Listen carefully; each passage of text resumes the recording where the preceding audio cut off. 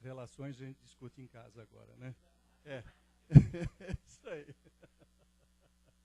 Isso aí. Por isso que a Lu às vezes pede para limpar meu óculos quando a gente está no shopping. É uma gentileza, né? É. É isso aí. Bom, gente, agora a gente abre para perguntas, né? Quem tiver alguma dúvida, quiser perguntar para o Sérgio. Se quiser conversar mais, o Sérgio vai estar aqui até as 3 da tarde. Oi, Sérgio. Oi, Sérgio, tudo bem? Você falou uma frase, você estava no meio da palestra, que não tem a ver com o tema, mas que eu achei muito interessante. Você disse que o mal só progride quando o bem se cala, né? Isso aí eu acho que é uma coisa muito, muito atual mesmo, que tem que ser lembrado. Não por causa da palestra de hoje, mas uma série de coisas que está acontecendo aí na televisão, que as pessoas podem ver toda semana no noticiário aí. Isso mesmo. Sobre a relação dos pais e filhos, eu achei muito interessante. Inclusive, eu tinha uma dúvida sobre meu filho, se eu deveria introduzi-lo no ensinamento cristão, através aqui da Casa do Caminho. E eu sempre pensei se eu não deveria esperar até que ele tivesse a opção de escolher, mas eu vi que eu estava no caminho certo depois dessa palestra aqui. Eu coloquei o bichinho no caminho. Então, e existe uma tentação muito grande das pessoas, uma tentação não, uma predisposição das pessoas acharem que elas sabem o que é ser bons pais ou bom pai. Todo mundo tem aquela visão, porque como você disse no início da palestra, os pais eles querem dar o melhor para os filhos, só que partindo do ponto de vista dos filhos, como se eles fossem filhos. Eles acham que eles sabem tudo que um filho precisa. Eles não dizem que acham, mas no fundo todo mundo acha que sabe o que é ser um bom pai, ou uma boa mãe antes de ter um filho, ou quando vê o filho da cunhada, o filho de não sei quem, as pessoas sempre acham que sabem. Eu, como sou um pai separado, assim, da mãe do meu filho, eu sempre, às vezes eu estou nessas questões porque as pessoas, quando elas vêm me dar conselho, elas falam, olha, para se aproximar do seu filho, você tem que fazer isso, você tem que dar um cachorro quente, você tem que levar no shopping, você tem que levar ele no parquinho. Porque a gente já vê que as pessoas têm aquela tendência de achar que já sabem o que já tem certeza daquilo, só que elas estão se colocando no lugar de filho, isso aí. Não no lugar de pai. Exatamente. Aí é complicado, porque elas não têm a noção do papel que elas estão fazendo ali. Por isso que eu acho bem interessante as pessoas refletirem por esse lado. Realmente. Perfeito. Isso mesmo. A maioria de nós tende, né, a ver uma criança e a já achar que, não, eu conheço. Deixa eu dar um conselho para aquele pai lá, porque ele vai me escutar. E partindo dessa premissa, uma coisa importante, e aí Emmanuel comenta que quando uma criança tem uma criança que tem problemas morais, a família tem cegueira moral também. É comum isso. A gente quer o melhor filho na nossa casa. E a gente não consegue ver quando aquele filho começa a gerar problema. É como se fosse uma cegueira. Quem está do lado consegue ver, mas os pais têm dificuldade também de enxergar um filho problemático, porque ele não quer um filho problemático. É um exemplo disso até com problemas de saúde. Meu irmão, ele teve uma filha, linda a filha dele. E nós fomos visitar uma vez e ele foi crescendo, entre aspas, crescendo, e minha esposa falou, essa menina não cresce. Essa menina não está crescendo, está muito pequena. E eu tinha percebido isso, só que eu nunca tinha percebido do ponto de vista dela. Aí fui falar com meu irmão, ele, não, normal. Isso passou mais um ano e ela continuou do mesmo tamanho. Era interessante porque ele não via que ela não crescia. Foi preciso a gente entrar na família, falar para mudar de médico, pelo amor de Deus, uma pediatra, para pediatra nova, depois de muito tempo perceber que aqueles pais não viam que aquela criança ia ficar não, se não tivesse um tratamento urgente. Daí eu comecei a perceber que essa cegueira psicológica é muito mais profunda do que a gente imagina. Imagina, para algo que você vê, a filha não cresce, mas os pais não conseguiam ver isso, porque eles não queriam isso, que dirá para a cegueira moral. Então tem isso também. Muitas vezes está lá, mas a gente não vê. Você fala, nossa, os pais não estão vendo isso? Não, eles não vêem. Tem aqui uma pergunta que parece que o Lourenço conseguiu enxergar, ouvir, não sei. Leu, né, os lábios, alguma coisa. Ele fala aqui. Maria Luz, bom dia, abraço a todos presentes. Todos os filhos compreendem seus pais? Ele pergunta, né? Qual vínculo afetivo exige tanta compreensão em relação ao pai e à mãe?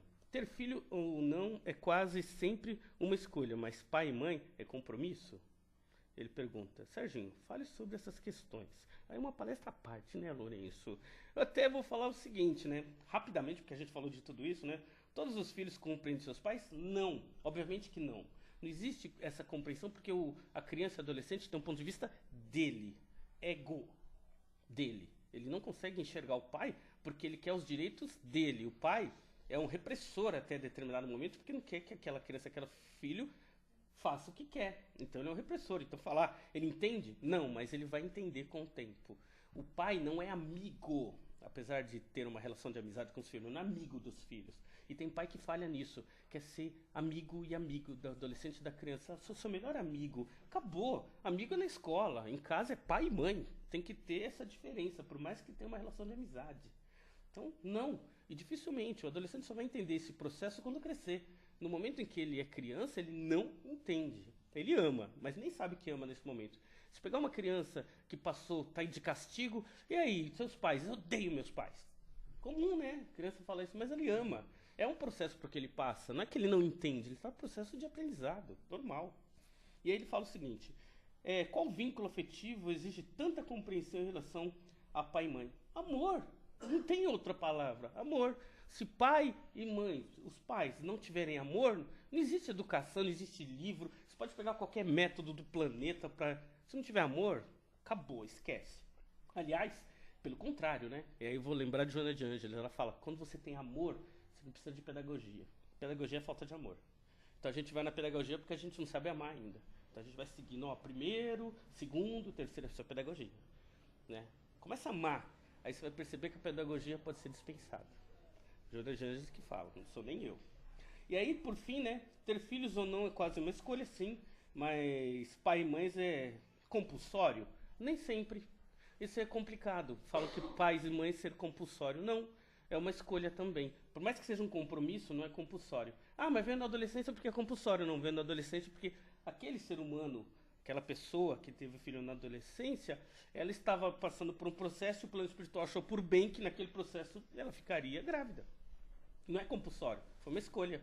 Ela não foi obrigada. Então não existe compulsão por ser pai e mãe. Mas depois que é pai e mãe, é pro resto da vida, né? Essas são as questões. Espero ter respondido. Se alguém tiver alguma dúvida, acho que a gente não tem mais tempo, né? Pode procurar o Sérgio, ele vai dar claramente a explicação aí, né? Ou não. É isso aí. Obrigado. Sérgio, é um tema palpitante, né? Tudo que envolve aí a psicologia, relacionamentos, né? E é aquela tal história que o próprio Divaldo falou. Cada caso é um caso. Não adianta querer, como se diz, pasteurizar a coisa, porque é impossível, né? É isso aí. Maravilha. Muito obrigado, Sérgio. Então, nós agradecemos muito, então, a mais essa palestra, sempre muito cheia de dúvidas, cheias de perguntas, né? E que o importante é isso, não é responder, é fazer as perguntas certas, né? E o Sérgio, quando aperta o botão on, ele larga um monte de dúvida para a gente, que é muito bom isso, para a gente acelerar, né? Nossa reflexão. Tá?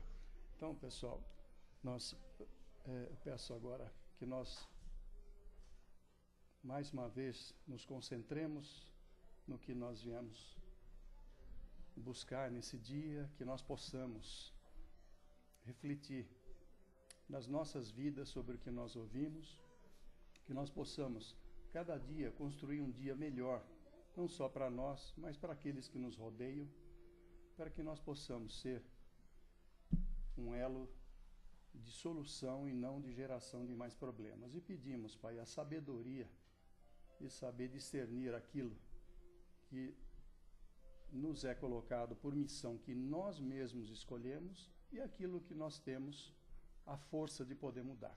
Sempre dentro do bom senso e do equilíbrio e da fé e do amor fraterno. Que assim seja. Graças a Deus. E agora nós vamos passar então ao trabalho dos passes, né? Pedimos aos responsáveis que possam organizar, e os passes para hoje tem a juventude na frente aí, né? A criançada aí, e depois então se dirijam os que vão receber passe magnético, né? E depois o passe espiritual. Ok? Obrigado, gente.